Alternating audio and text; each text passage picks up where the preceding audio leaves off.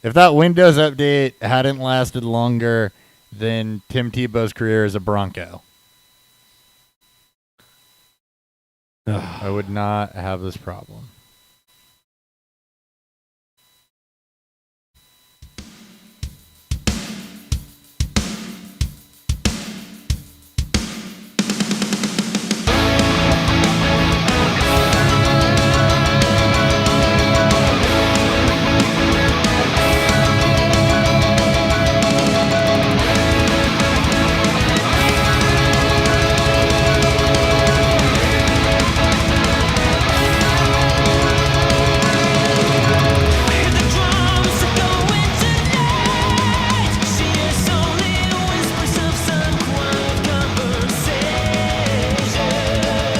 Welcome to Beerfield. I am your host at Beerfield Hop with 2 P's. I got it right this time. As always, being joined by at Beerfield Thury BFF. Or wait, at Beerfield Thury.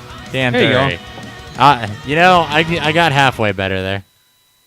I mean, it's hard to be right when you're listening to one of the 17 covers of Toto's Africa. I also forgot the one from Chuck, which is probably I think my favorite one. We didn't forget, right? It was a Spotify.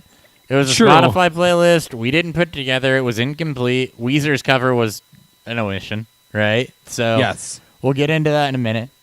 Lot to get into today, though, as Dan was kind of tipping to.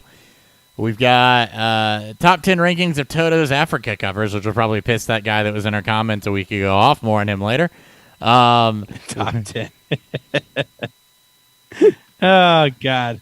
Oh, yeah. You don't think I'm just going to let that go? I swear to God, we love you guys.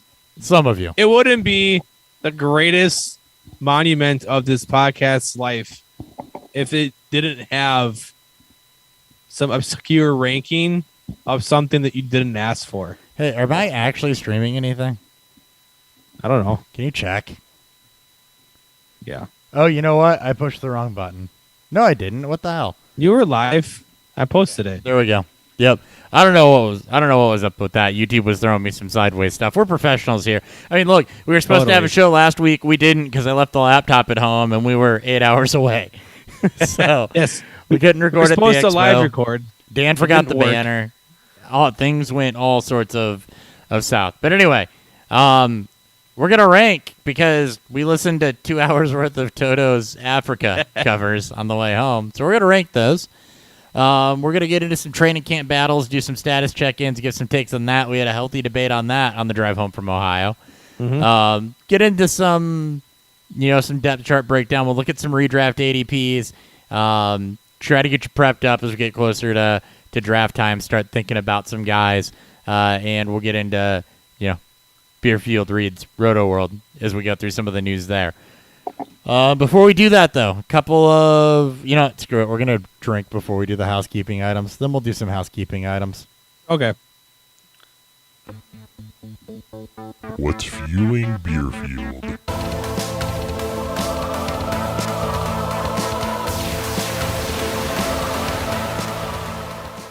What are you drinking? So I brought on, this is the bachelor party gift that my boy Hopper here and my it was him that got it for me. Mm. It's signed. You really can't see. I think when it got poured, some of it, well, that Sharpie on the bottle. That Sharpie was pretty well dead too. Yeah. So this is Maker's Mark. This is the 2021 limited release FAE-01. You know what FAE stands for? I do not. I think it says on here, right? Or no? No, it doesn't. What is it? Fatty acid esters. It sounds like a dope band name. It does. Be the fatty acid esters. I'll let you drink it and review it, and then I'll tell you what the wood finish. And then when we get into the review, I'll go into a little bit of what the wood finishing series is, what makes that bottle special. There's a lot of fruit on it. There's a lot of cherry. Yeah, compared to not tasting notes, but just kind of the story behind it, what Makers is doing with that wood finishing series. Yeah. And what fatty acid esters actually means. So, We'll use it as an education piece too, not just a cool bottle. Love it.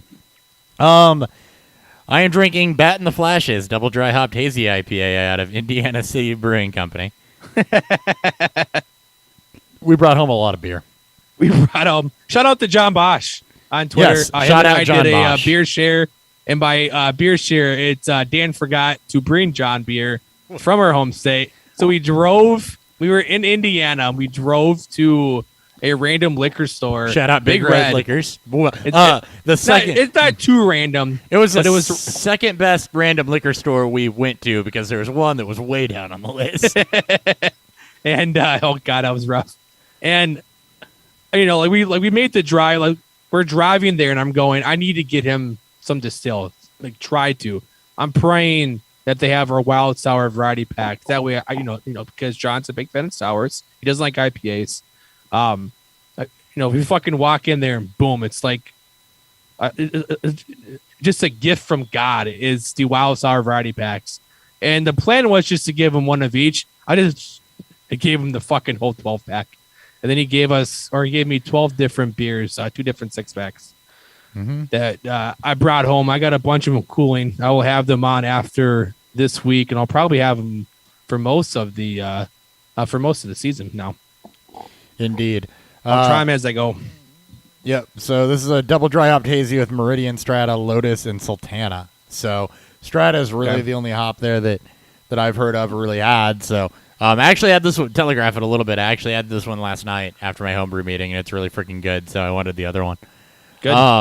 Love it. So speaking of John Bosch and beers, and you heard a little bit about it, Midwest FF Expo, everybody kind of gave everybody in the fantasy community, if you follow them, gave their dissection, if you will, on Twitter and whatnot. I'm showing no data again on YouTube. So if you're on YouTube and you're having problems, go listen to the audio. It'll be better. I'm not sure what's up with that. Yeah, really, I don't know what's going on. It's not blipping.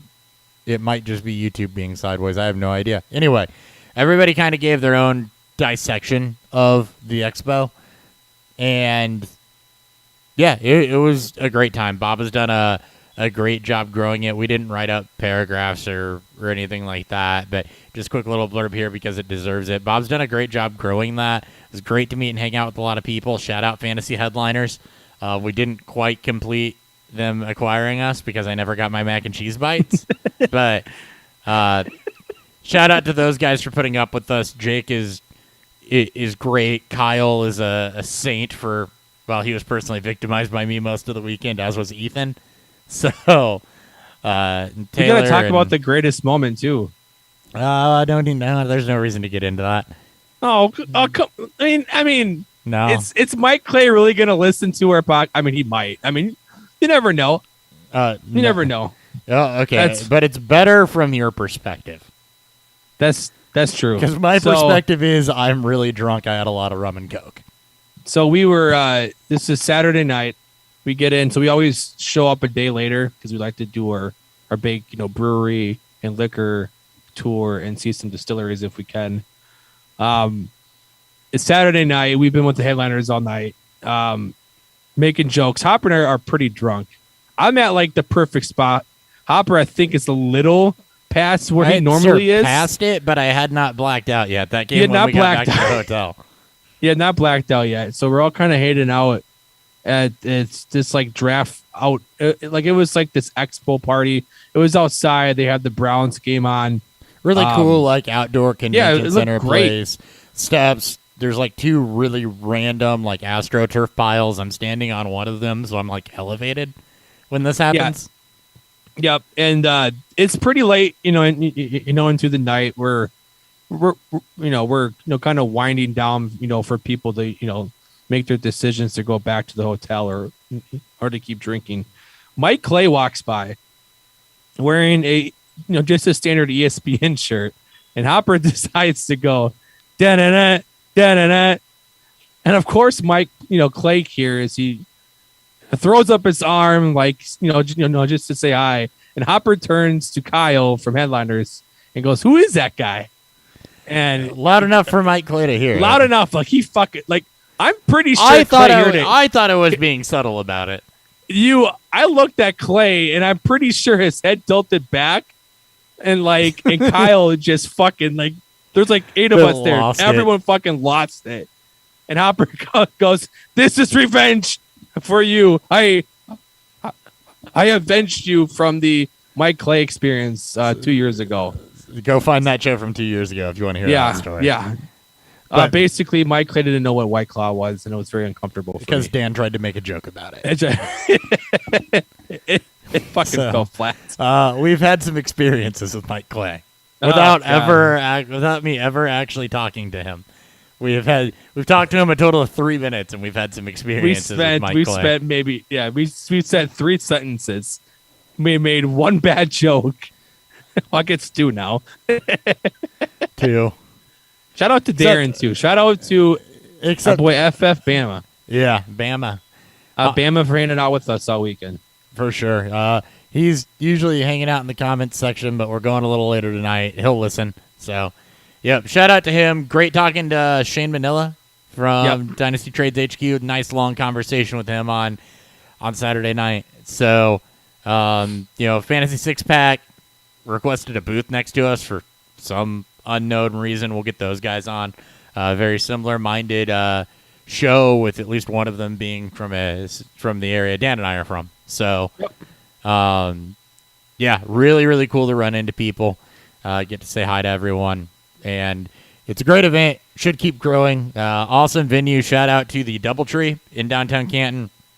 If you're ever there visiting the Hall of Fame or anything, go there. Incredibly nice, freshly renovated hotel. Great area. Say hi to our boy Keith behind the bar.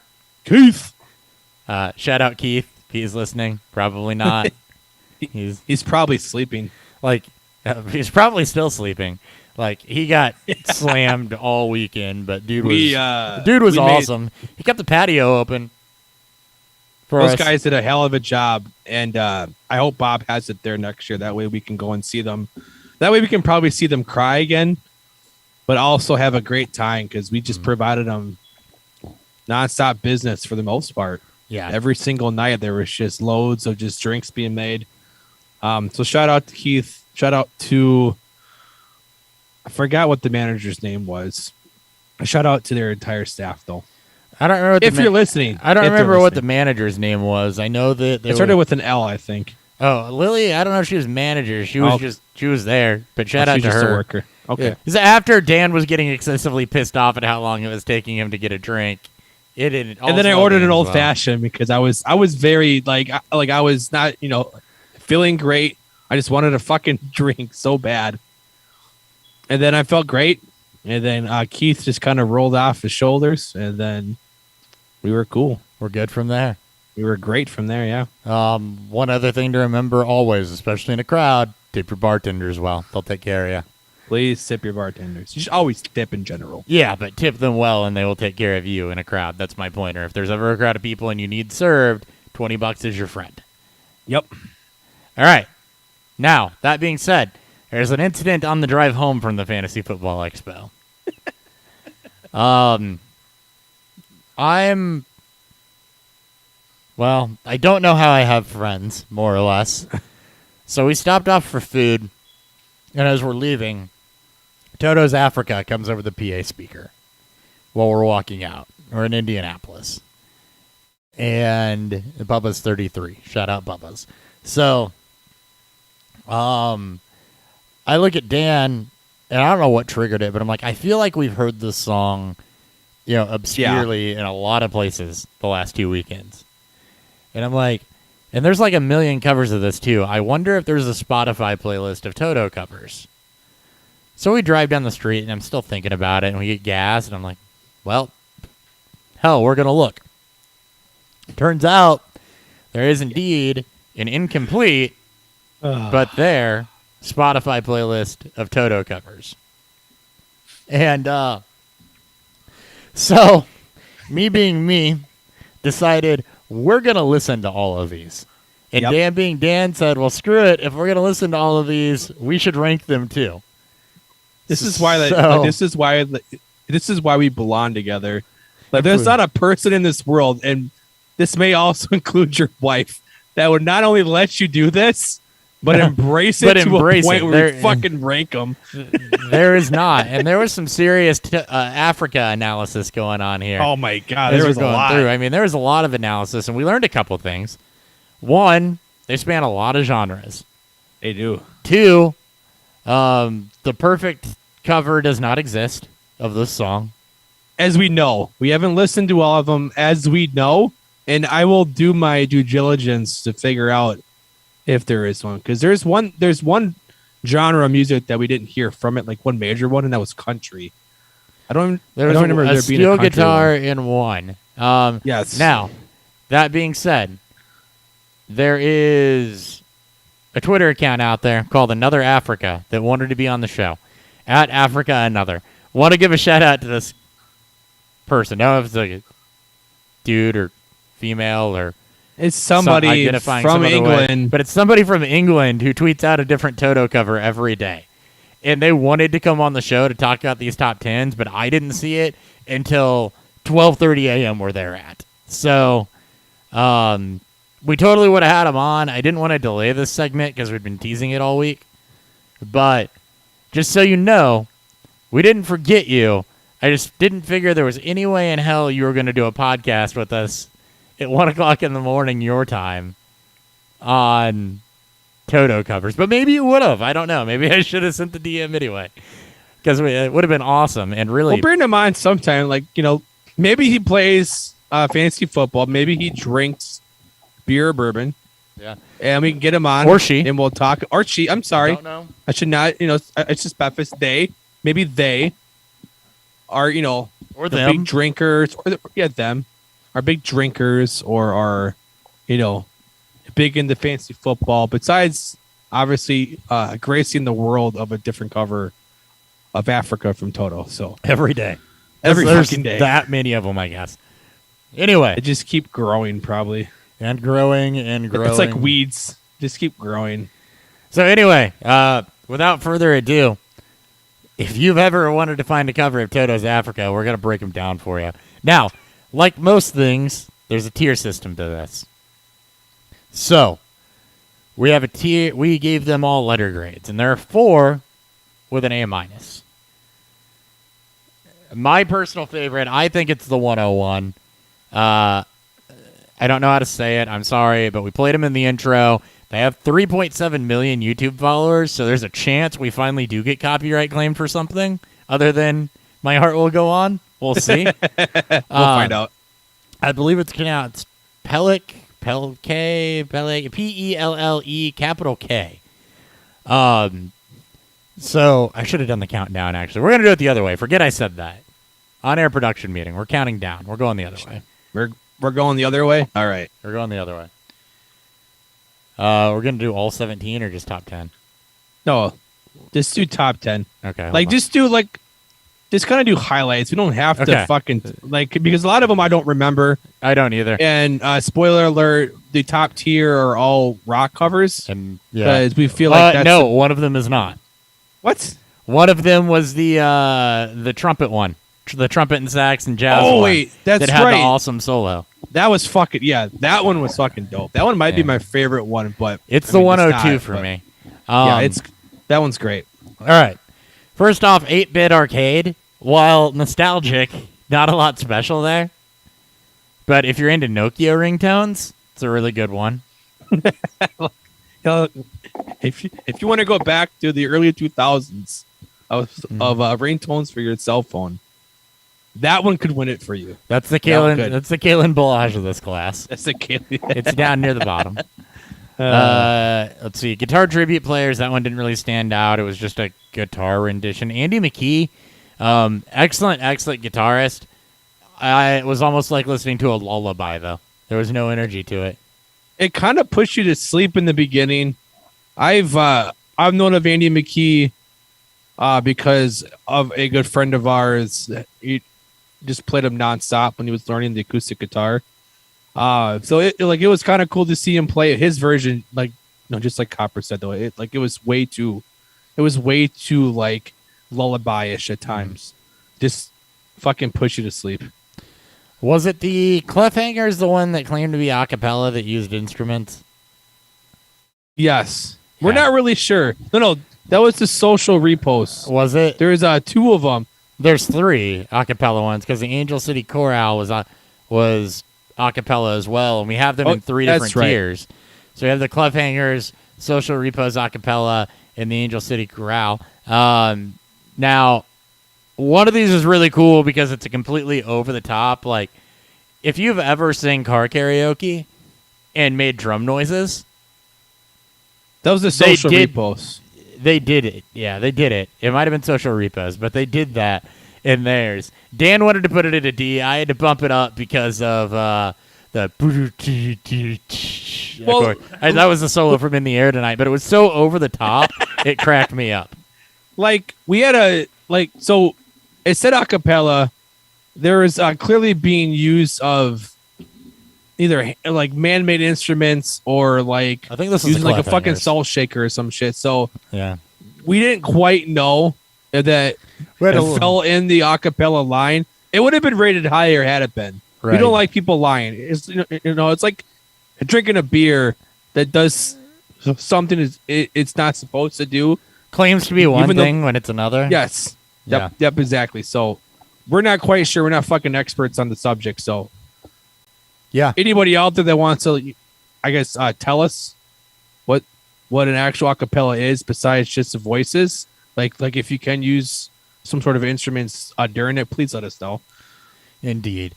A couple others that stuck out. Chaos Divine was a dope name. It was a dope name that where when we heard the guitars, I think that we're good there. I think this was them. Or were they kind of just boring? It was very boring? Generic. Yeah. There was one of these that you liked. I don't remember who it was. It might have been Affiance that you liked that I thought was weird because they didn't just. So the aggressiveness of the song. It was Leo. Was that Leo? Okay. Yeah. So the aggressiveness of the song built, but they like didn't sell out towards that to what they were doing for the whole song. It's like it started with like a background singer being grumbly, and then they hit it a little bit in the chorus, and then at the very end it was like a build up to it where if they'd just gone balls to the wall with we're going to be metal about this from the start, would have been totally on board. So Leo does a lot of covers. Like he's pretty known for it. And his cover of Toto, it's probably one of his biggest ones. And he had another woman singer on to do it. But just like Hopper said, it hit the notes of what we wanted as the song went along. It just never gave us the ultra growling, if you're a metal cover, with the sick ass guitar solo that spanned longer than I think it was like 15 seconds was maybe the longest we've heard. We wanted something fucking epic. Yeah. With the song that like it's kind of an epic song. Honestly. I mean, well, it's not that epic, but yeah. Well, and there was only one that really gave us what we wanted in the solo. Speaking of epic, that's the one thing we kept saying we wanted is that solo is perfect to shred on. And nobody did it except for the saxophone player. I think I'm not an expert on woodwinds in the Hackney Colliery Band. That was pretty dope. That was a pretty dope ass cover. Yeah, it's all like I call it high school band. I'm sure there's some other name for it. If we have a band geek listening to this show, they're going to be pissed off. But we're going to piss off a lot of people probably with this segment. Yeah, more on that in a minute. But I mean, it was incredible the way that it was musically put together. And then the solo, like, it's the one group I feel like went in full sail on the solo, and it was a damn saxophone, which made it even better. Yeah, it was, that one is my 101. That one, it's pretty good. We'll leave Frog Leo for it. It was pretty fucking awesome. So, and then Pellic, I don't remember much about Affiance, but Pellic, they're my 101. It's a power metal version that we just listened to coming in. Just energetic. I want to run through a wall when I hear it. Again, power metal. The one knock on them, had it at an A-. Nothing was above an A-. The one knock on that was, again, just didn't land to the solo, but everything else was perfect on that, especially for the style that it was. It's like Yep. if Toto's was an 80s Toto's Africa was an 80s hair metal song. That would be the band that did it. Yeah, that's fair. Anything else on Africa? No. Okay. We're good. All right, so now to address the comment section. So, first and foremost, the commentary of, I guess first off, let's set the scene. For those that listened 2 weeks ago, note 2 weeks ago, we had a little chatter on Deshaun Watson, and, it was around the sexual assault cases and everything. It was is he playing, is he not playing? And, well, things have been quiet about it. There hadn't been a whole lot of anything in the headlines for a couple weeks, really a couple months at that point in time. NFL hadn't moved on it at all. Texans hadn't said anything on it at all. It was just kind of there and hanging out without a whole lot of movement 2 weeks ago. And we talked about it, and I threw out, that not enough people listen to this show to get pissed off, but, there is a weird timing element to it. And you can hear the whole diatribe by going back and listening to it. And apparently, I was wrong about not enough people listening to this show. Hey, thank you for listening to the show. So first off, thank you. Second off, though, let's check a couple things here, shall we? So, the comment section, we'll try to be somewhat verbatim here. Hold on. I don't want to misquote anybody, That's the last thing I want to do. Right. With all of our listeners on. And YouTube is full of trolls, so if you're looking for airtime, congratulations. Let's see. There are articles almost daily about Watson case. One yesterday about grand jury hearings on Yahoo NFL Sports News, posted 1 week ago. Now, if you were paying attention, you would realize that I said we recorded that show 2 weeks ago. You seeing an article 1 week ago does not discredit the fact that a week before you listened and posted the fucking comment, yeah, we swear here, and posted the fucking comment, that my statement was true. And it's not like I just rattled that off without doing a quick Google search and checking the news section to see if there was anything of substance there. Because I didn't, and there wasn't. A lot of speculation, nothing of substance. Since we recorded that show 2 weeks ago, there's been a couple things of substance. And a shitload of shit coming out. Get to those in a minute. One other thing I need to address, and then we'll double back. Okay, there's something fishy. Thank you for acknowledging it. Move on with fantasy players. Now, the splash logo, because I'm lazy and haven't updated graphics, still says Beerfield Fantasy Podcast. But in case you've been absent or not paying attention to the big logo that shows up in the intro of the podcast that just says Beerfield, fantasy is a component of what we do. It is not what we do.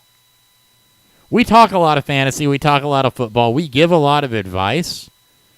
But we pulled away about the end of last season from doing all fantasy all the time because, quite frankly, there are a lot of other better shows that you can go get that fantasy advice from.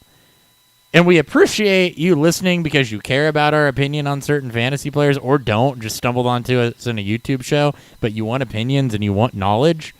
That's great. It'll come. You'll get some of that every show this time of year. But it is a component of what we do. It is not the only thing you do. And saying on to the fantasy players is about the equivalent to saying keep politics out of sports, stick to sports, stick to this, stick to that. We're independent. It's my fucking show. I'll talk about what I want to fucking talk about.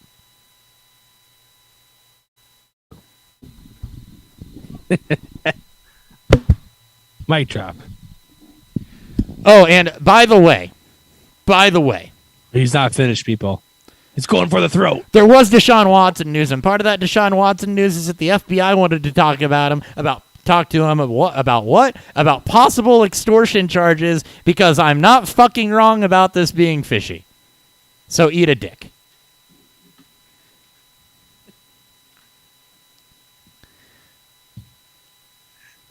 And that quietness is Hopper letting me laugh I need a beer.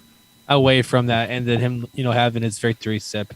Look, guys, we've been doing this for 5 years. This is episode 350. There are 18,000. Don't vet that fantasy football podcasts. There's a out lot. there. There's a lot. There's a lot of ones that are better than us. There's some out there that are actually worse than us. There are. It's in the hundreds, Maybe though, not. the number that there is in total. Yes. That means there is no fresh takes. There are no fresh opinions. We've reached a point because we're not trying to make money doing this, so we want to talk about other things. We have other hobbies. We talk disc golf here. We talk beer. There's going to be trading bourbon. card news later in the show. There's going to be fucking apparently trading card news. Like, see, like we don't care. Like it's our show. If you don't like it, just I'll turn it off and find one of the other 1,800,000 random podcasts that say the same fucking thing every episode. Or don't complain in the comments. I really like going on rants like that. It's refreshing to me. That's true. I enjoy it. But they're the ones that actually listen, that actually like what we have to say for whatever reason. We appreciate you. We get a lot of positive notes on the bourbon and beer talk because, again, there's so much fantasy shit out there. Like, you can read stuff. It's just... If you want more people to tell you about how Calvin Ridley is going to be a wide receiver 1, I got 90 other places with 2 button clicks that I can tell you to go get that. You want more people to tell you that you shouldn't forget about Cortland Sutton coming back off an injury? Well, I'm going to tell you that because you shouldn't, but a lot of places you can go get that type of analysis. You want people to debate and argue Najee Harris all the time? Bunch of places you can go get that. Easily. Including here. We'll probably do that at some point, too. We probably will, yeah. But it's going to happen organically. We're not going to make it a point to get there. So there's a video. Speaking of Calvin Ridley, oh god, there's a camp video because they're playing against the Dolphins this week. So they're doing joint practices. Yeah, doing joint practices, and they're doing red zone work. And it was Ridley versus Byron Jones, and he runs a nice route. Jones is on him for a good 3 seconds, and then Ridley breaks away. It's a one-on-one drill. It's supposed to highlight the receiver's ability to break free. Jones is no fucking help. So he runs this route. It takes about 3 seconds for him to actually, get free. And people are just fucking praising Ridley all up and down Twitter. Oh my God, goat this, goat that. And the smart ones, including myself, because it's not hard to see, is he's not getting that. Why would it take 3 fucking seconds? Like, your guy's going to get fucking sacked. Matt Ryan, I saw all over Twitter as well, was he had an average of 2.78 seconds each time before he threw. Like, that was his average. If that route takes 3 seconds, I mean, Byron Jones did its job, and Matt Ryan is either flushed out of the pocket, running for his life, or he's sacked. More than likely sacked, because Matt Ryan doesn't run for his life. Yeah, it was a good. It was a good looking route, but for God's sakes, people, like, calm the fuck down. Please. Oh, on the flip side, by the way, my boy Hunter Renfrow is apparently regularly torching Jalen Ramsey this weekend. That's amazing. So. Oh, by the way, things that also make you happy. There is so much positive Drew Lock talk on the timeline. I felt like it was you all over the place. Just I've been all about Drew Lock. Like, he's been my guy. He's all about value and super flex, blah blah this and blah blah that. I'm like, I cannot fucking escape positive Drew Lock talk. I can't escape it. I'm not blaming you for it. I blame you for it. And I appreciate that. I'm not going to victory lap it until, we're 8 weeks into the season because, I'll But you don't take week 2 preseason victory laps? But week 2 preseason, I'm not taking victory laps. I'm just saying it's been quiet until the fucking expo. And then until you and I, obviously rant on about it all the fucking time. And then all of a sudden it's just being flooded on Twitter. And I was just like, really, guys, really? Drew Lock this week is the guy that we want to hang our hats on, but hey, every week, let's do it. Every week for me. Every week he takes this. It's just all the same. Hey, back to Watson real quick before we wrap that up and go on to the next thing. Just want to throw out there. Well, I'm sure we'll get to it when we start reading rotoworld too. The extortion part is not the only thing that came out.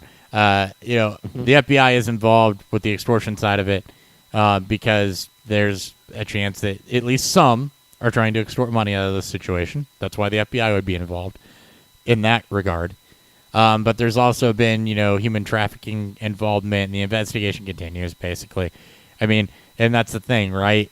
It's news, but it's not really anything of substance other than this agency's involved, speculate more. There hasn't been any action on it that says, this is moving one way or the other. It's just kind of, yep, this is still here. So, and, I read most of my news live on this show. So if I'm wrong, we'll get there. Love it. All right. So a couple of other things to get to that are a little newsy, and then we'll start looking at ADP and some camp battles. Pardon me, I screenshotted some of these. So I told you we'd have trading card news, and there's some big trading card news out of the MLB, actually. Oh, yeah? Okay. So Topps and Panini's licenses with the MLB Players Association expire next year. The MLBPA and the MLB will exclusively license the right to make baseball cards to a new company owned by Fanatics. The ESPN report indicates that the deal is more than 10 times larger than any other deal the league or players have agreed to in this space. And the Wall Street Journal report indicates that MLB and the MLBPA, as well as the NFL and the NBA players unions, have a stake in the company that's going to be owned by Fanatics. Wow. And also keep in mind that Fanatics has exclusive rights to the NFL, NHL, probably NBA, I'm not sure, and MLB shop sites for all of their merchandise. So exclusive. We're going to start seeing football cards now on these team pages, maybe? Mm-hmm. Yeah. This is about to go commercial. Even more so, especially with some of the one of the biggest trading card websites, I think, I forgot where it came from. They were getting sued by somebody for basically bidding up their own shit and stuff, or telling people to bid up their own shit. Basically, I'm not trying surprised. to gain more money. Anything there's a secondary, Yeah. market for, you'll have that. But that's big news because exclusive rights deals, right? You're essentially creating a monopoly. So, one, expect Topps and Panini to go even more crazy, is they're about to lose some major revenue. Yeah. And then on the flip side of it, maybe Fanatics will be able to make things more readily available. We'll see. We'll see what they do. They do have a lot of cool memorabilia things to where this is also exciting from an auto perspective on some of what they can do and what they might be able to pull off because of the space that they already live in. But it's going to be interesting to see what that does. And, it's also going to be interesting to see if the NHL and the NBA and the NFL have stakes in this company if they follow suit and go exclusive. It'll be interesting to hear. If you're looking for more, I guess, exclusive card talk, and I'm sure these guys will talk about it, Clear the Cash podcast with my boy Nate Liss. And then Jesse, I forgot his last name, they do a full-on sports card podcast, and I'm sure they'll deep dive into this sooner rather than later if you're looking for more of a breakdown of what we just talked about. All right. A couple other things from Twitter before we move on. Brandon Cooks, Marvin Jones, Corey Davis. What do these players have in common? They're the wide receiver one on teams with bottom 5 defenses and low Vegas win totals. And they're available in rounds 9, 12, and 13, respectively. This is from Hilo FF, HILOW FF. So, first off, I don't want to not credit people for their takes when they come out like that. We are going to discuss them because if I'm discussing it, I think it's a good point that bears discussing. We're not going to, if we put something on here to rip somebody, we're not going to tell you who it is because we're not trying to throw people under the bus. But in this case, interesting take. Corey Davis, I think that I'm completely on board with, is being a And this is part of what we debated on the way back because we were locked in a huge Zach Wilson debate. Like, we debate stuff more than on the show. And actually, some of the stuff we debate not on the show should have happened on the show. That Zach Wilson debate was good. But now the fire's gone, so we can't really rehash it. But anyway, my argument as part of that was the Jets' defense is not going to be good. They're going to, Salah coming in, you could see a Brian Flores type of effect where they overperform, but overperforming for the Jets is still slightly below average at this point. The offense is going to be stacked. They have a very questionable running game, and they're going to have to throw 550 to 600 times this year, I think. And Corey Davis coming in is a 12th round pick. I think 13th round pick. I got 11-10. Yeah, I've got to vet that. That seems low. Where are you looking at? FF Calc, Okay. full point, because that's the best way to get. That's the most. That's the most one of drafts they'll do. So yeah, that's where I'm at as well. You said you had that in. He's 11-10 in PPR, full point. Full point. Okay, I'm looking at. I always do full point with the ADPs because they're generally a little more accurate. Those are ADPs. What to expect. Those are 11, 12 is what I got for half point. So he's gone up a little bit. I mean, depending on what site you check, ADP. One thing, by the way, if we mention ADP for those new listeners, we're typically using FF Calc, and occasionally I'll use Fantasy Pros if I want to break things down a certain way. There are a lot of sites out there that you can go to get ADP, and a lot of different ways to string that. So if something's off by a round or two, just caveat, right? Depending on where you're getting your information from. Yeah. Because most of these sites are just taking mock draft information and going with it. FF Calc has some other things like standard deviation, high, low, et cetera, that they call out.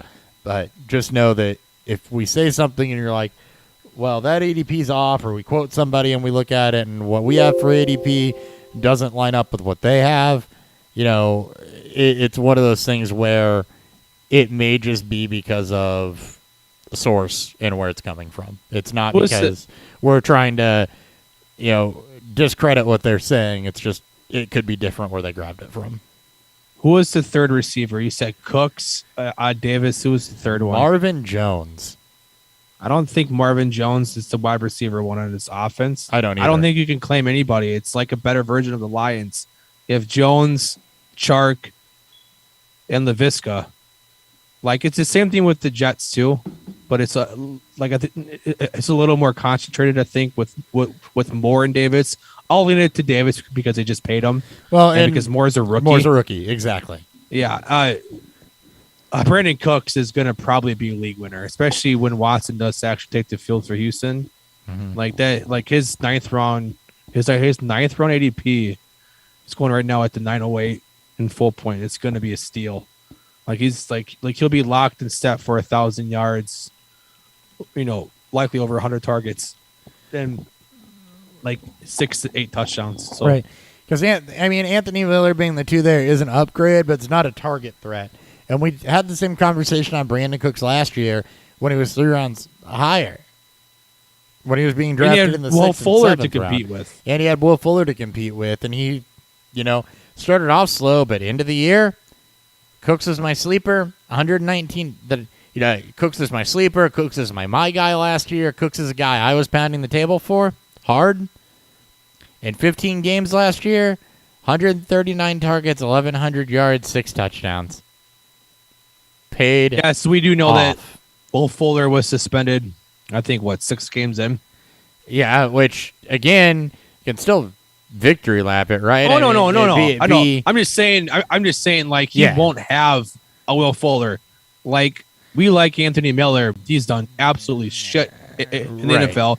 I like Nico Collins, but again, rookie, just and third round rookie pick, and not one that was profiled necessarily as a lead or anything. He's more of a could be.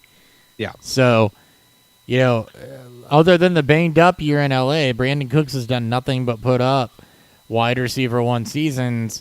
Yeah, with Breeze, yeah, with Brady, yeah, with Watson. So if it's Davis Mills, you might have some question marks there. Right now, we have no indication that it's going to be Davis Mills. We're 2 weeks short of the season, and the NFL has done and said jack shit on the Watson thing. So sad. Right. So I like the Brandon Cooks take. I love the Corey Davis take. And even if it's not, Cooks is still going to be a lock for. It might be low efficiency, but he's going to be a lock for. You should see some volume, especially if it's Watson. Yeah. Like if you get in like a rookie quarterback like Mills or Tyrod, who just ends up getting hurt to lead into the rookie quarterback, then you can, like, you may have to fade him a little bit in terms of Cooks. He'll get his volume, but the efficiency. Even if it's Tyrod, you're good. Yeah. So, like, he's not being drafted as your team's 1, 2, or 3. Like, you're getting them. No, in the 9th round, as your 4 or 5. Yeah. So, and you're looking at 100 plus targets, 1,000 plus yards, and 5 plus touchdowns. I mean, you take it. So yeah. That's. But I agree on the Marvin Jones front too. Marvin Jones is the one in that tweet that I don't necessarily agree with is a locked and loaded one. I agree with the premise that, the Lions defense is going to be rough and they're probably going to throw a bunch. They have a great offensive line. Jacksonville, sorry. Yeah. I'm stuck in last year. They have an okay offensive line. They have a solid run game that they're going to lean on. And yeah, with Visca and Chark, I don't think Marvin Jones is. It's not nearly as clear cut there to me as the other two are. That Marvin Jones is the one. It's gonna be somebody's gonna emerge, and he might be the best value. Yeah. But I'm banking on Laviska because I believe that Jones and Chark will probably cannibalize themselves a bit. I mean, they're both gonna run, the outside wide receiver position. And I'll be interested to see with Lawrence on at the helm and with what Urban Meyer will do from a college game plan perspective for his NFL team. So, I mean, it's fine. Like, if you want to take Marvin Jones in the last, few rounds, like, who's to fucking blame you? Like, you're going to bank on one of these guys to hit. None of these guys are going particularly high from what I've seen. Chark 8th round and Laviska... It's also A, so they're going within a pick of each other. Like, it's fine. I still take Chenault. YouTube is struggling tonight, and it's definitely not me. So again, we'll put it out when we tweet it. If you normally watch it or listen on YouTube, you might want to grab the audio. We haven't had any issues with the Zoom audio. We haven't had any issues with looking at OBS with the bitrate or anything coming out of that. But YouTube appears to be struggling, and it appears to be on their end. So, anyway, we'll see. Hopefully it's nothing. Yeah, we'll see. And if it's something, we won't know anyway. So exactly. All right. One other thing that came up, and I don't think I remember the tweet offhand, but we discussed this one on the way back, and I did want to discuss this one on the show. It's not Zach Wilson. It was a Najee Harris take. Because, Najee Harris was somebody that I put on my sheet that we handed out at the Expo is, at the 201. I thought that the price was a little bit rich, that I'd rather have like an Austin Eckler. And then Josh Larkey Josh Larkey, friend of the show, by the way. He's incredibly smart. He is a million times smarter than I will ever be when it comes to the analytics side of the game and everything like that. Puts out his projections for Najee Harris, basically 300 carries and 50 targets, and if he got that, he would basically need to average 2.7 yards a carry and have a 40% catch rate to not live up to his ADP. The numbers obviously add up. I didn't do the math. I just trust Larky's math because he's a really smart guy. The projections I'm a little iffy on. 350. I think that, closer to 250, 260, and, 40 to 50 is realistic. I think it might not have been 50. I think it would have been more targets than that. It might have been 70. Yeah, it's 70 targets. I think it was. I'm trying to find. I think 50 is the number in my head that I thought was more realistic. It was like, I think 50 catches. I'm looking for, because he posted it. I'm looking for what he. Okay, so I'll just go ahead. What he said. Oh, I found it here. Did 300 carries and 50 targets. That's okay. 50 targets. 50 targets is reasonable. So he said he would need a 2.7 yards per carry and a 40% catch rate to not pay off. And I don't know if that's half PPR or full, but it may not Either matter. way, he's going high second. Like, this Right. is based on him going in the high second. Maybe I doubt late first because Austin right now is going one spot ahead of him at the 110, and Najee's at the 202, tied with Jonathan Taylor. I expect these to be shaked up a bit. Like, I expect Antonio Gibson to rise. Yeah. And Najee might have been a strong take on me as somebody I don't like at that ADP, because I think if it's even a half round later, I like it a lot more. It's not like egregious that he goes that high, but I still feel like it's a little bit more towards a ceiling pick. You know, when you've got Juju, Chase Claypool, Deontay Johnson, and a questionable O-line towards the efficiency front, you know, it just really makes me question if that 300 carries is going to be what he hits, or are we going to be in the 250 to 260, which is still a really good volume number. It's just the difference of putting him more towards the back end of the second than the front end. Yeah, like at this point, it just like I said, we're kind of just being more nitpicky. I mean, if you like Najee Harris, you're going to end up drafting him pretty high. He's been most people's, I won't say sleeper, obviously, because he's not a sleeper, but most people's kind of my guy or buy. People looked at it's like what Mike Tomlin did throughout the Le'Veon Bell years, D'Angelo Williams when Le'Veon Bell was hurt or suspended.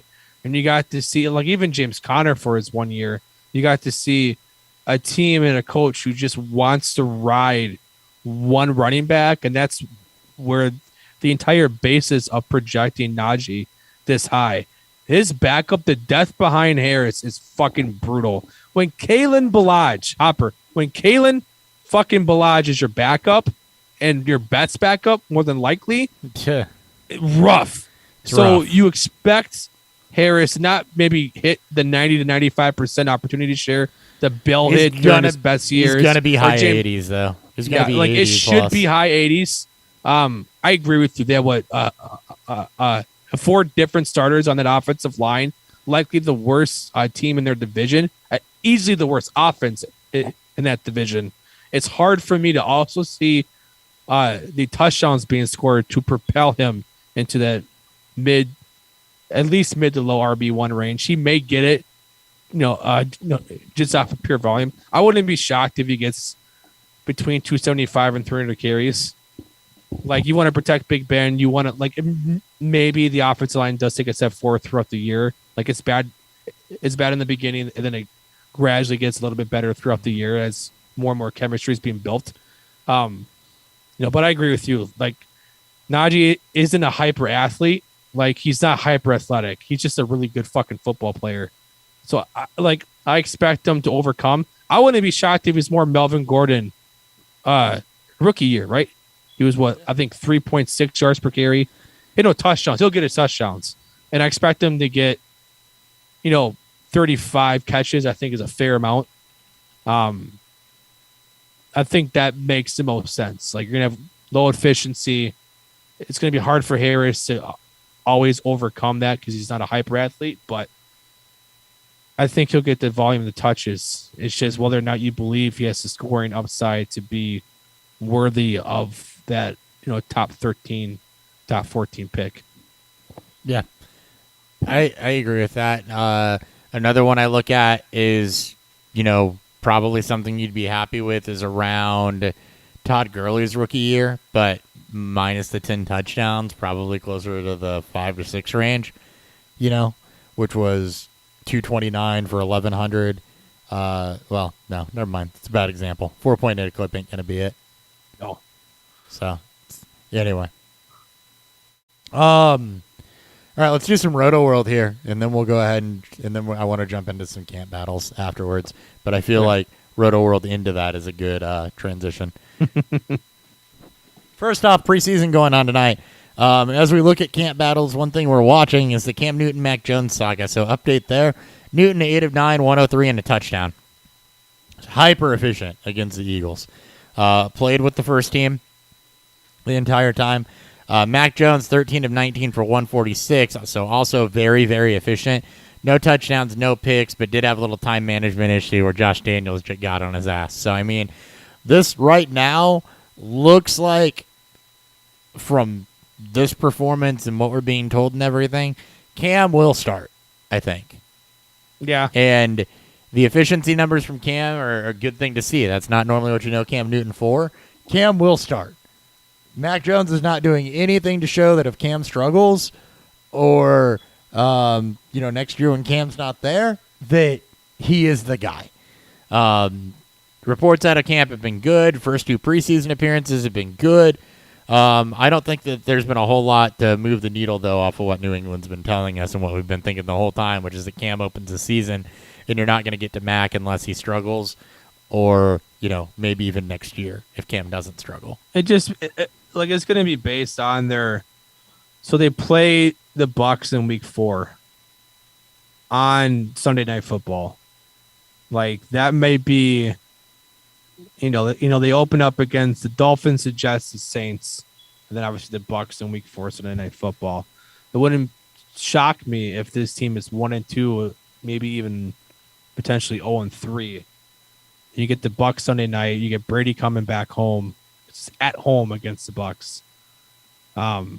Brady's gonna fucking put a whooping on this team. Like, he's played this defense for 18 fucking years. Like, he knows, Belichick's defense. But does Belichick know how to stop Brady? No, like, that's what I'm saying. Like, I think Brady comes in and beats the living shit out of him. Oh, well, no. I was going the other way, which was Belichick coached Brady for that long, too. I'm playing devil's advocate. Belichick coached Brady for that long, sure, too. He might so be. He probably knows how to coach against him a little bit as well. He probably does. It's going to be a fun little battle of wits. Yeah. But leading up to that as well, sorry, don't want to telegraph this too much, but leading up to that as well, you have to look at if that's where they get stopped and Cam leaves. I mean, there's a good chance that they're going into that game, though, at 2-1. They open against the Dolphins, Jets, and Saints. I just said that, yeah. Like I said, it wouldn't shock me though if they're 1-2, 0-3. Like it just wouldn't surprise me. Like I don't think they'll beat the Dolphins at home. They could lose to the Jets. The Jets on the road I think is a good 50-50. They're not going to lose to the Saints. I mean, I wouldn't think. Like I said, even 1-2 though. And then you get that game. You're going to be 1-3. You'll have the Texans afterwards, which is winnable. Cowboys. I mean, look, I do think that they're going to win at least one of either the Dolphins or the Jets game. Probably. I think that just feels like 50-50 to me. It's not. I'm not saying it's impossible. That feels like 50-50, and they beat the Saints. You're going to be 2-1 when you get into that. You're going to be 500 going at it. I think more than likely you're looking later in the season for the benching to occur. The Buccaneers, I think, might be the start of that. Then you go to the Texans, you right the ship. Tough matchup against the Cowboys. Jets again. I think the Jets are one of those teams that's going to improve as the season goes on. But then Chargers, Panthers should be a solid matchup. We'll know a lot more about Darnold there. And then the Browns, and I really think after the Browns game, which is November 14th, Week 10, that could be the definitive tipping point. When Week 10, they're either in it or they're out of it. Cam's, got a couple games in there where real good chance there's struggles. So if I'm trying to pinpoint it, I'm looking at mid to late year. So bye weeks, if they come out slow, you're absolutely right. So a bye week's week 14. I'm highlighting week 4 as the first game where I think Cam could get benched and then Jones replaced. I think it's when Cam gets benched for the first time. And I think that may end up being against Tampa Bay. Dallas on the road might be that game as well. I mean, sorry, that's at home. It's at home. Jets at home. Week 7 could be if they're coming out hot. Chargers week 8 is the one I think he will. I think by week 8 we'll have a good idea of what this team looks like because it's halfway through the year. Almost. I'm going with it's Chargers week 8 or Browns week 10 that it happens. Yeah. I also wouldn't be shocked though if it's if it's even earlier. If it's week 4, right? We'll talk about it after they play the Jets and see where it's at. Yeah, this feels like a 50-50 though with the win against the Saints, and they're 2-2 when they play the Bucs. So with this conversation being had, and you're asking yourself, well, Dan and Chris, well, Beerfield. I'm looking at my fantasy drafts between Cam Newton and Mac Jones. There's no way in fucking hell you're taking either of these guys in single QB league. So this is more of a super flex conversation. We know that Mac Jones is pretty safe with the football. He's been pretty, efficient throughout. He's efficient in his one dominant year for Alabama, where he had the highest completion percentage college football history.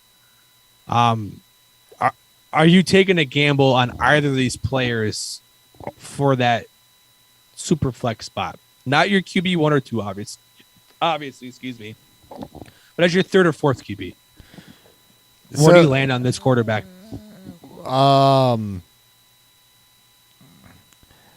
That's tough because my hunch wants to say Cam because it's very what have you done for me lately, right? And he still has to lose the job to Mac Jones. So my hunch wants to say Cam, and then if that goes south, you figure it out then. But I can also see the argument for having Mac as a stash with the idea that Cam's gonna flounder down the stretch, and we're betting on it too. I don't like betting on somebody to fail, but we're betting on it as well, different points in the season. But, if I'm sticking to my guns and saying it's going to be week 8 or week 10 where the wheels come off, especially given that, somewhat easy. They don't have a hard schedule. No, they have some tough spots. They got some tough games, but they don't have any real tough stretches to where I think that there's value in having Cam Newton around, especially with his rushing floor. I think there's just a bigger chance that Cam Newton, especially in the first half of the season, gives you more usable games than there is that Mac Jones gives you usable games early on. And Cam, it doesn't necessarily will take Cam to suck for them. Cam could be playing fine, but and the team's Patriots not should performing. suck, right? And that will be another way for him to get benched. If that happens, that won't likely be until later on in the season, possibly by week 14. I still like Mac Jones in that spot because I'll sit and wait. I do think that he'll get his spot sooner rather than later. I just don't see this team waiting until week 10. It could easily happen if Cam's playing good enough and this team is somewhat competitive for a wild card spot. Through those times, he won't get benched. He may, but he probably won't. Again, also the fact that their schedule is very, 50-50 as far as going back and forth between that game might be tough, and this is very winnable. Yeah, you look at in Cam's favor. Yeah, so it's you're not taking one of these guys in your single QBs. No, maybe Cam or Mac will become stream worthy throughout the year in terms of matchups. Super flex wise, you probably won't get either of them because whoever drafts one of them will probably hold on to it until one of them gets benched. So if Cam gets benched, he's obviously worthless because they won't go back to Cam unless something happens to Mac Jones. So I'm still taking my shot on Jones. I'm just hoping that I won't have to worry about him. I won't have to actually worry about him because my starters got hurt. I'll wait and see because I do like him as more of a. There's how much roster turnover, safety nets, that too. But again, there's the distinct difference is when you believe it's going to happen, right? True. Very true. You're banking on first half of the season. I'm banking on second half of the season. So the way that I look at that is, well, I don't disagree with anything you're saying about Mac. It's that there's so much roster turnover by week 8, week 10, whatever, that having Mac Jones sitting there taking up a roster spot, not being able to use him for anything in a redraft league, to me, it just seems very not a productive use of that spot. And there's generally guys available even in Superflex and 2 QB leagues. It's all going to be based on your league, obviously. So, all right, that's enough on this fucking quarterback room because Jesus Christ. Devontae Smith, we won't do a whole lot of analysis on this. Devontae Smith did play tonight. 2 of 4, 19 yards. The 2 that he didn't catch were drops. One of them, I think, looked a little bit meh. Jalen Hurts didn't play because he was in an illness. Flacco apparently did not look good. I don't watch preseason football, so I'm not gonna fucking speak on it. We did watch a little bit of Flacco, but yeah, I mean it's Flacco. 10 for 17, 83 yards and a pick. That's it's Flacco line. That's not gonna get it done. Yeah, I mean I still like Smith. I think Smith will be just fine. We'll see what this team looks like. It might get off to a slowish start early on in the season, as there's a lot of new people in places, a lot of new pieces in place. So and they have a pretty tough start. Yeah. You mentioned Hurts. We won't go into that. It's non-COVID related. Rashad Perriman, looking at the Lions camp battle, which is kind of the name of this and what you're looking at. So the Lions are another one of those teams, by the way, with an intriguing, ambiguous wide receiver race. Well, I don't want to say it's intriguing, but it's certainly ambiguous. Wide receiver race on a team that plans to have but likely will not have a very good defense. That's going to have to throw the football at Tom and has a good offensive line, though, to protect a not very mobile Jared Goff. So, kind of a perfect storm for what you want for a passing attack. The problem is not a lot of name cachet around those receivers. And Rashad Perriman failing to stand out. He's running with the second team. The first team has been almost exclusively Tyrell Williams, Amon-Ra St. Brown, and Khalif Raymond. So you still only care about Hawkinson and Swift. You don't care about right. Well, I care about Amon-Ra St. Brown. He's one of my deep cuts because he's a guy that plays with a lot of attitude, runs good routes, plays out of the slot, could be the Cooper Kupp for Jared Goff. And, he's a guy that I like is one of those late-round dart throws that, get to him before the waiver wire gets to him. Go ahead and stash him for the first 3 to 4 weeks and see what happens. Yeah, I mean, if I'm taking a shot at a receiver, I'll still take it on Tyrell Williams. At least, I mean, he's been banged up and hurt. Obviously, a bit of a risk, but there's no true capital being lost if you take him in your redraft leagues. I mean, he's proven to do it too. He's got 1,000-yard season on his resume. He's been the one when he's been healthy for, I think for multiple teams. So I'm not saying it's going to happen. I'm not saying that we even need to fucking care about these guys. I still believe it's just Hawkinson and Swift. St. Brown definitely has a shot as a bigger slot guy. And the role of big slot is becoming more and more popular with a lot of these teams because it creates a lot of good mismatches with generally the smaller corner or slower linebackers and safeties. So I do like your St. Brown call. I'd probably tether my teams to Tyrell a little bit more as of right now. The one Tyrell Williams 1,000-yard receiving season. By the way, he's not, other than that first year in San Diego, when he's played, which has been every year except last year, he has not had health problems, actually. He's played in he's been relatively healthy. 16 games, but he's got one reception there. Or got one run there of 1,000 yards, and it was barely back in 2016 with San Diego. He's done it. At least he's done it. At least that's part of it. I'm not saying you have to bank on it. I'm just saying, and like I said, I'm not probably drafting either of these guys. Yeah. I'm just I think he could start off as he was the first of the free agent signings that they brought in. Amon-Ra was a 4th-round pick, so there's not a whole lot of capital anyway. To it anyways. There's not a lot of capital anywhere in that receiving core, though. Exactly. I mean, Tyrell Williams is a 1-year cheapo deal. But as far as draft capital on those two go, Amon-Ra's in the 14th round and Tyrell is free. So, yeah, they're both essentially free. A taker's shot in the dark if you want to take one. It's a good way to get a free number one, though, on your roster. Yeah. It's never a bad thing. So, and we're planting flags on different people. I'm going for the rookie. In that love case. it. I can't wait to go back on this. This maybe just shame and everything. So it's gonna be great. You all right? Yeah, I had a stutter. I know. Happens. That was a rough one. That was a rough one, though. That was very aggressive. And very aggressive. You say shame a lot. I'm not used to you stuttering on that. I know. So. I know. I blame the bourbon.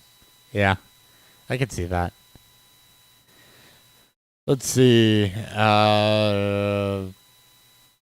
Jordan Love probably not playing. Don't care. Trevor Lawrence and Gardner Minshew continuing to split first-team quarterback reps. Does anybody believe that's actually a quarterback battle? No, but I think Jacksonville really wants to convince the rest of the league that it is. I think they're trying. I don't think it's going to work. It's not going to work. Let's see. DeAndre Swift returned to practice. Groin, heavy load of reps. Sounds precautionary. Jalen Hurd hurt again. Knee tendonitis. Drew Lock close to winning the Week 1 starting quarterback job. As I just said earlier, a lot of positive Drew Lock news coming down the timeline. Sounds like he is going to win that Denver job. So I don't think anyone should have been shocked. I think Lock was always. I don't think so either. I think he was always a guy. Lock. I think Teddy was just brought in to push him and breathe down his back a little bit and give them a really solid backup and an option to pivot to if Lock didn't work out. And Gary Patton's a big fan of Teddy.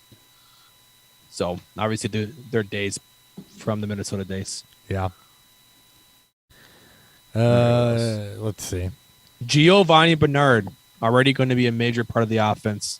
I think That's coach I think speak. his ADP is rising too, as more and more people realize that he is going to be the new James White, and there's not a running back on that roster that you can really feel confident is going to be a better pass catcher than Gio. No, there's not. He's playing as many first team snaps as both Jones and Fournette. You got to watch the ADP on Gio too, because that's going to be the one thing that hurts. That is, we don't hate players. We hate ADP. We can sing his praises, but he's a guy a lot of people are on. He's in the 12th round right now. I still like that. So I guess the question is, how high does Gio have to go before you no longer consider him a value?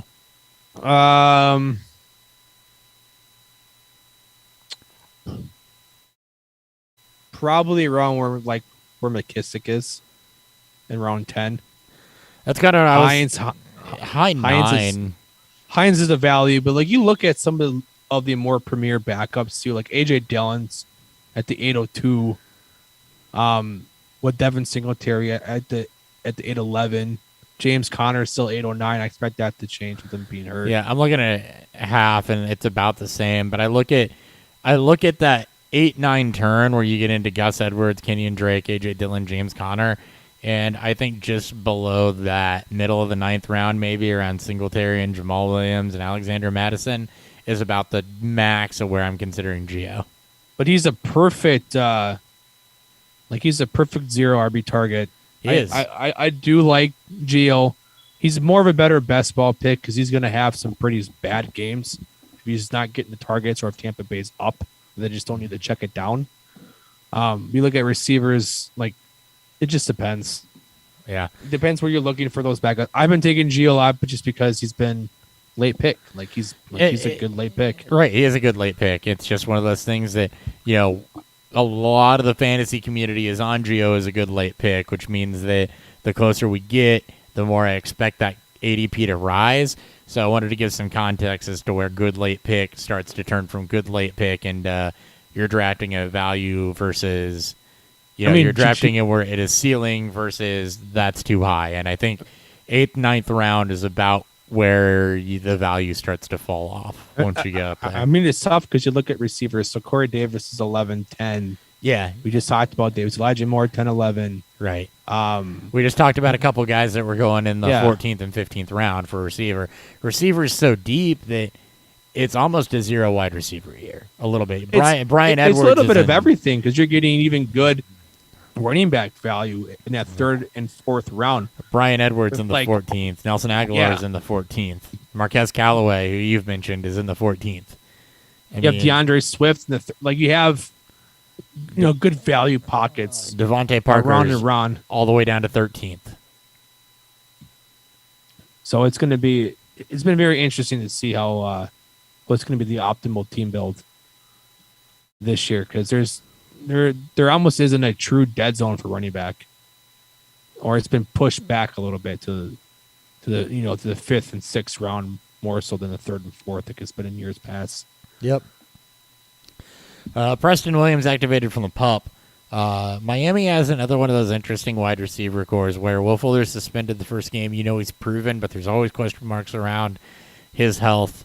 Jalen Waddle, the rookie, has been struggling a little bit with injuries, and apparently he's been balling out though. But he's been balling, and I'm not surprised that he's been balling out. Yeah, I see a lot of similarities in him and Will Fuller, though, except he's a better version when healthy. So if he's healthy, I think that he's it. But I mentioned Devontae Parker down there. If he's not, then Devontae Parker, old reliable, be sneaky in the 14th. Old unreliable turned old reliable. Robbie Anderson, hamstring injury. Okay. Carson Wentz, foot, getting very antsy and wants to push the envelope. Probably shouldn't. He's made of glass. I mean, Robbie Anderson getting hurt. More reps for Terrence Marshall. Again, big slot, too, because they wanted to play slot. Cowboys slowly working on bringing Dak Prescott around. Keep an eye on that. 3 weeks from the season. And Dak is still not ready to go. So keep an eye. It's a baseball injury. It's a baseball injury. Lingering. And it may take a while. So they're trying to bring him along gradually, but, you got to pay attention to that. Yep. See, Tevin Jenkins had back surgery. Bears left tackle. Bad news for Dalton. Fields is mobile. You worry about it less. Jalen Reagor, rounding into form in joint practices. Here's a guy who's gotten a lot of hype. He's got some good highlight videos. Apparently, he did not look particularly great in this preseason game, though. Mm-hmm. I haven't seen much. Again, it's preseason. At least there's highlights for Reagor. He should be the clear-cut number 2, at least receiver-wise. Obviously, number 2 in targets might be tough with Goddard, Hurts, and now Smith there, but it's good to see that because Smith has been banged up on and off during this off season. Hurts is old, and Reagor. I think Rager's going to be more into his comfortable role as that wide receiver 2, and letting Smith, take kind of the more dominant lead coverage.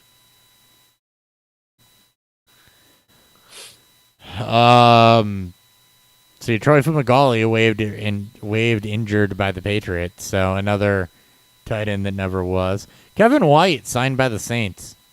Josh Doxson working out for the Cardinals. So there's a couple of butts. Former draft picks, just all hanging out. Kevin White working for the Saints. That's silly. Hey, at least he's still trying. At least he's still out there. Cortland Sutton could be available to make his return to the field on Saturday. Fangio said hopeful Cortland Sutton will take a step forward soon, but possibly available Saturday. Be a mum about it. Sounds like Sutton's getting close to being cleared and ready to go. Dolphins, Brian Flores wants to use his top 3 back situationally, in quotes, this season. Just going to continue to drive down the Myles Gaskin ADP. I'm okay with it. I'm here for it. Keep it coming down. Kerryon Johnson was waived. Got hurt. I think it was pretty obvious between him and Jordan Howard. One of them, if not both of them, are going to get cut. Now we're just waiting on Boston Scott, and that'll pave the way for my boo, Kenneth Gainwell, to actually maybe get some run this year. I want him to be a thing so bad. Yeah, I know you do. I don't. Let's see. Antonio Gibson hype. Okay, he doesn't need any more of that. The Antonio Brown thing. He got into I think it was today. He got into a fight with whoever their joint practice is with. He got kicked out of practice because he hit off the helmet of one of the corners on him. Oh, okay. People mix it up all the time. Jaguars released Tim Tebow after a viral failed block. Shout out to, it was Austin Lane, former NFL player, that did that commentary. That was pretty hilarious. Ridiculous. Tim Tebow. White privilege. Texans running back David Johnson said taking on his reduced role in the moment is tough. Well, he's competing with Mark Ingram and Philip Lindsay. So, not really much else to say. Indeed. Philip Lindsay out-snapped him 8-2 during Tyrod's 10 snaps. I believe Tyrod is still taking first team reps. Justin Jefferson back at practice on a limited basis. Sprained AC joint. Just don't rush him back for the sake of me as a Vikings fan and for the sake of all fantasy football owners of Justin Jefferson. Please don't rush him back. Let's see. Elijah Moore been dealing with a quad injury. He's expected back next week. And one thing, by the way, soft tissue in training camp, these little nings and nicks or whatever, nobody's trying to get their guys hurt beforehand. And as guys get into shape, you're going to have these little things and these little soft tissue issues and everything that'll keep guys out a couple days and then they'll come back. So, just keep an eye. It's not necessarily a sign that things are going to go badly in season unless they're missing, week plus at a time. And you'll get updates from us, from everywhere else on where these set of players are kind of battling. So you'll kind of get the tip of the cat for players to probably start avoiding if these soft tissues continue to be a problem beyond preseason. Let's see. Joe Burrow not playing. Yeah. Just not there yet, according to Zach Taylor on Burrow's return to game action. A little nervous. It's like we're getting close, and like even the coaching staff isn't confident in Burrow. Like I know it's what it was like week 10 he tore his ACL. Yeah, and there's obviously been a lot of reports here that he's not quite ready. He's not mentally there. Burrow said it himself, so we probably have to temper expectations early season. Temper. You say tamper all the time. Damn it. Yeah, I say them all fucking wrong, dude. You know I don't know English. I'm too poor for that shit. Diggs with a knee injury. Again, not concerning.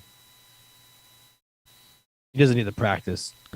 No. Let's be honest. Diggs doesn't need to do much practicing after what he did. Yep. A lot of reservation going. Oh, Anthony Miller. Shoulder injury. Right now, it's hopeful he'll play this season. So there you go. Jesus Christ. More Brandon Cooks love. Yeah. Thanks for that trade. I think we've kind of... Yeah, Melvin Gordon's still dealing with a groin injury. We're only back 3 days, but still. Connor's off of reserve COVID-19 list. And the Cardinals released Ito Smith because of that. So, whatever that's worth. Yay. Latavius Murray could be fighting for a roster spot with Devonta Freeman. I think that is definitely something to watch for. Yeah, I think that there's an obvious answer though. Freeman, not great last year. Well, I mean, just before. For one of them, like you want it, like whoever ends up being the number, I guess 1B to Kamara's 1A, I think is going to have some fantasy value. And they will. I agree with me. I agree that it shouldn't be Freeman. Latavius Murray, though. Just more of a note. Oh, Lamar Miller was released. Oh yeah, Kadarius Toney aggravated an injury he'd been dealing with previously. It had been it's originally stated he was missing time due to an undisclosed reason. He's going to end up just being... He's going to end up being a bust. We were going to use, well, if he was hurt all his rookie season and blah, blah, this and blah, blah, that. Yeah. See, Taysom Hill, 8 of 12, 0 touchdowns, 1 interception. Mims could be on the roster bubble. Yeah, maybe. The salmon was bad, though. The salmon was bad. We haven't talked about that on this show. That's true, we haven't. About Mims running with the second team because he ate bad fish and lost 20 pounds? Shit, he was running with like the third team at that point. Yeah. And hell, he was the sixth receiver that entered the game. So it might, it's probably have to do with bad salmon, but it might actually be worse. Saints quarterback competition, there's one to watch. Taysom Hill, like I said, 8 of 12, 81 yards, 0 touchdowns, 1 pick. Jameis and had another ball that should have been picked off. Jameis Winston was 7 of 12 for 96, a touchdown and a pick. His pick was off of a little Jordan Humphrey drop, though. I think Winston starts. I think it's going to be fucking ugly for all things. I want it to be Jameis. I think it's going to be Jameis. But I like Taysom's rushing upside because if Taysom Hill starts, it's gonna be ugly between all receivers. But at least Taysom Hill will have the like Deshaun Kaiser stat line and be a high QB2, low QB1 every week. Indeed. Let's do this. Let's go ahead and get into some of these roster battles and call it. I don't want to go through a ton. We'll kind of go team by team, though. Buffalo Bills, the biggest thing you're watching there is Devin Singletary versus Zach Moss. Moss is battling, I think, a groin injury right now. Yeah, and Singletary's battling the fact that he's Devin Singletary. He's bad. He's slow. He's the worst version of Zach Moss. Right. So, let's see, though. Look up some of these players, too, as we go, just to see what they got. Oh, 404 not found. Can't find Zach Moss.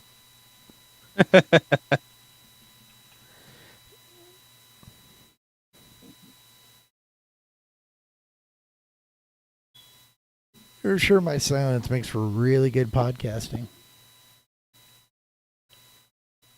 We're good at this. Oh, Got it. Deshaun Watson updates, by the way. just because it was August 13th. So, yeah, a little over a week ago that it was reported a Harris County grand jury will be convened to determine if there's sufficient evidence to bring criminal charges against Watson in the 22 civil lawsuits. NFL investigators looking into sexual misconduct against Deshaun Watson were hostile in questioning two of Watson's accusers. That also came out the 13th. Yahoo's Charles Robinson reports the Texans have not given up on Deshaun Watson being their QB this year. That was August 9th. So, once again, latest Deshaun Watson news a week ago, a week after the podcast was recorded where I said there hadn't been Deshaun Watson news. Boom, callback. I haven't fucking forgotten. All right. Let's get these. Let's roll through these camp battles. No. And then we got to talk about bourbon, too. So, Yeah, we do got to talk about bourbon and shit. All right, Buffalo Bills, you're looking at one thing. Miami Dolphins, we already know there's a lot of stuff going on with Miami. So what you need to be aware of is this. Three-headed rushing attack. That's going to be Salvin Ahmed, Myles Gaskin, and who else? Malcolm Brown. Sorry, forgot about him. He's pretty forgettable. Myles Gaskin's ADP is going to be driven down. That's the biggest takeaway from this. Salvin Ahmed was also productive last year when given the shot, though. Don't sleep on that, but you can sleep on that. Look, they're going to be value running backs at the end of your draft. You might as well just go ahead and grab one of them. My money's on Gaskin there. Yeah, easily. Wide receiver battle. Basically what you're looking at there is Will Fuller's suspended week 1.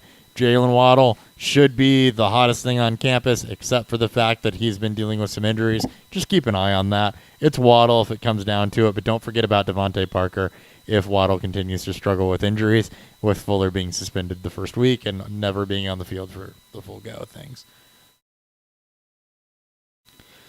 Anything else from that? No. All right, New England Patriots, the big discussion we had there was Aguilar versus Jacoby Myers, I think. Well, we had off air. I think I had last, or maybe it was last week. No, we had it off air. It was Jacoby. You're going to take, we like both. We both do are like going both. decent value. I'll look at it right now. You can probably take the cheaper of the two if you really want to, but I think they're both relatively cheap. Aguilar's 1402. I got Aguilar 1410 and full points. Myers is free. Myers is still free. I think Myers will. I think after this game, he could cut a tutty. He caught a tutty. Will end up being. You'll start to see him more and more of draft boards. Yeah, there's no reason he should be free. Take either one. Jacoby Myers, though, balled out last year when given the chance. He continues to ball out, and he continues to build off of his strong finish last year. He does indeed.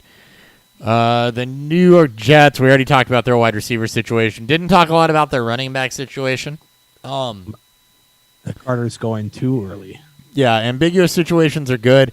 We had a long discussion about Michael Carter and how much we liked him, and it was funny because we were debating, and then saw, holy crap, he's at the end of the 6th. Actually, he's now down into the early 7th. Yep, that's too high. And then we both agreed there and settled it. look, Michael Carter is a rookie without a lot of draft capital that has a boatload of talent. So, Tevin Coleman right now listed as a starter. It'll be him, LaMichael Pirine, Michael Carter, Ty Johnson. Really competing. Josh Adams is there, but that's okay.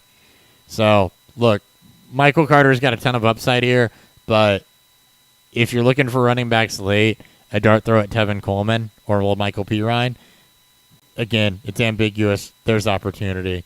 My money's on Carter eventually being the most productive of those, but it may be an ugly season for that backfield. Yep. Ravens, anything there? No. Not really. Bengals, nothing really to discuss there. Cleveland, not a lot to discuss there. Pittsburgh, not a lot to discuss there. Pretty cut and dry. Houston, they have a running back battle right now that is kind of gross, but it's David Johnson, Phillip Lindsay, Mark Ingram. You also have Rex Burkhead there. So David Johnson's 809. Lindsay's 1008, and Mark Ingram's not being drafted.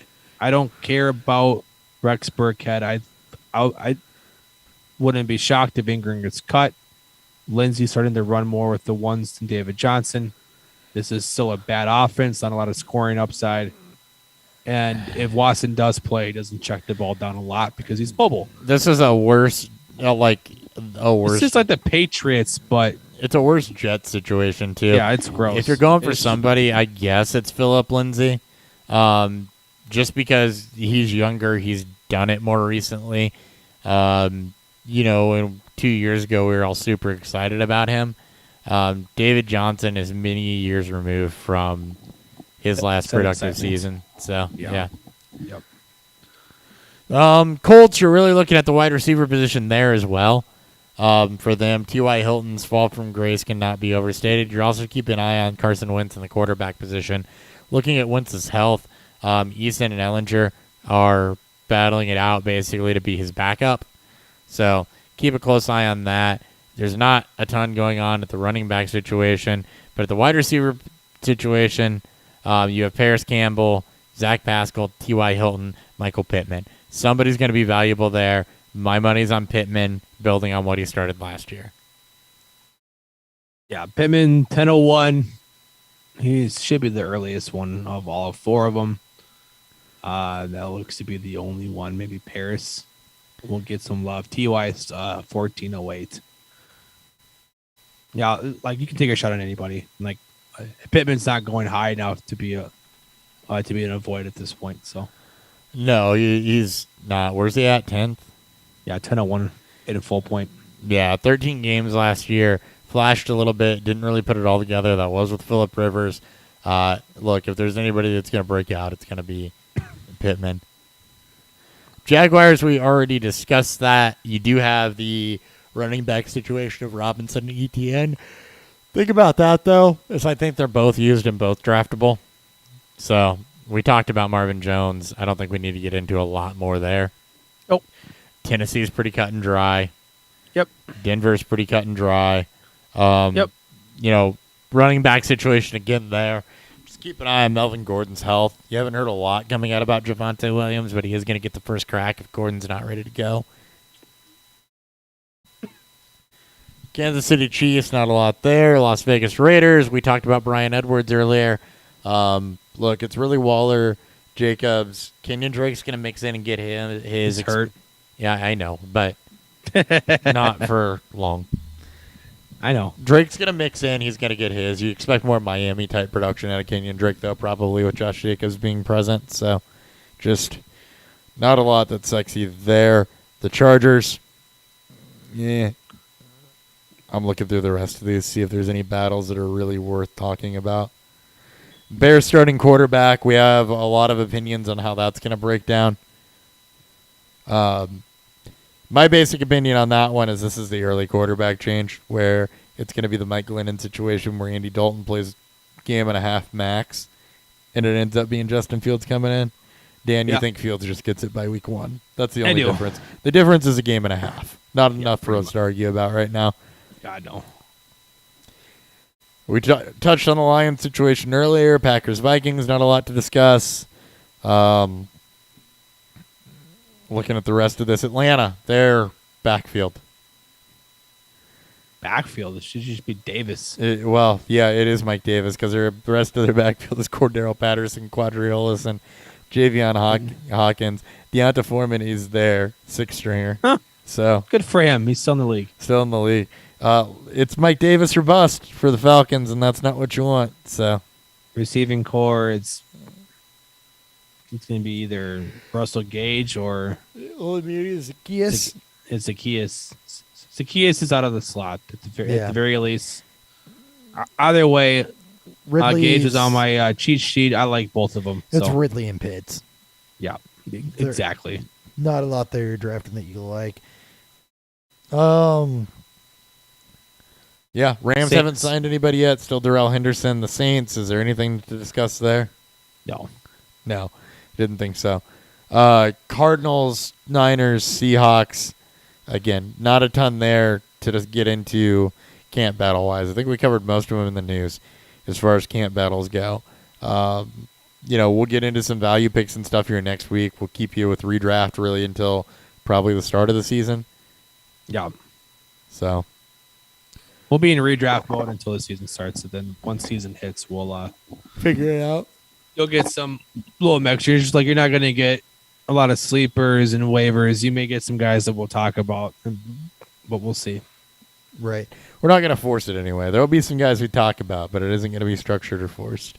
Yeah, exactly. All right. That's all we got for you this week. Next week, we'll be back with just more We got to talk bourbon son. and beer. Yep. Sorry. Go ahead.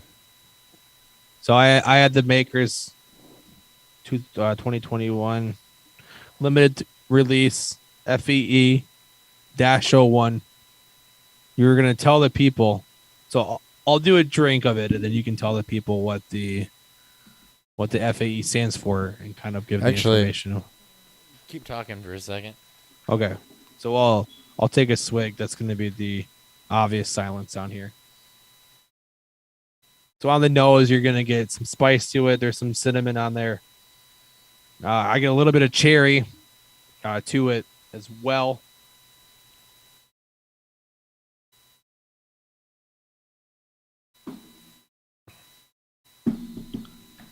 A lot of fruit on the front end. There is a spice and a tingle in the back of the throat that gives off a bit of heat, a bit of that like pepper or charness to it. As Hopper just poured himself a glass of what looks to be the same thing. Nope. It is. Nope. It's a different one. It's last year's? Yep. It's like last year's. SE4 PR5 last year's. Last year's. So. All right. So the Makers wood finishing series. So Makers, after years of doing the same recipe, they kind of landed this notion, and correctly so, that they needed to do something different. The way that Makers has decided to do it is with finishing staves, experimenting with different stave profiles, different woods. The staves that go in the barrel, other than your different char levels, you can have them toasted differently, charred differently. They can be aged differently. They can be seasoned differently as far as how long they're left outside to weather. A lot of different things you can do with a barrel. So when you hear FAE-01, SE4 PR5, which is what I'm drinking on here, RC6, which is 2019. I got a bottle of that around here someplace. Those are stave profiles of the finishing staves that they're using. If you ever walk out onto the shelf and buy a Maker's Private Select, you'll see the stave profile on the front. Maker's 46.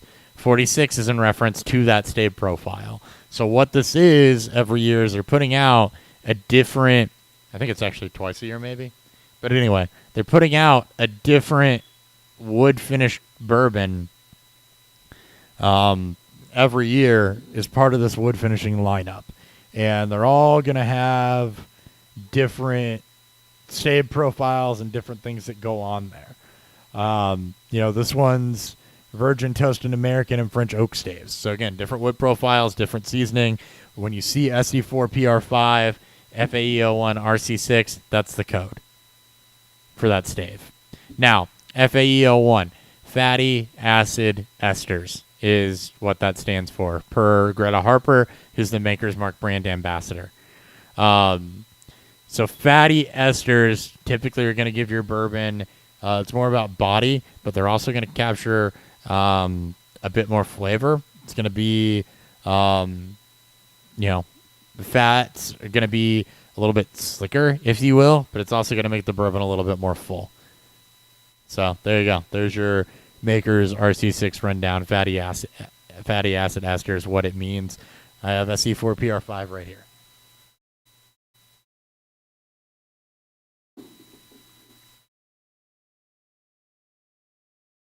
I haven't been into that in a bit. Ooh. Eat. Good, though. Cherry's big on a lot of Makers, too, by the way. Makes sense. All right. As far as my beer goes, as a reminder, drinking Bat in the Flash is a double dry hopped hazy IPA from Indiana City Brewing Company.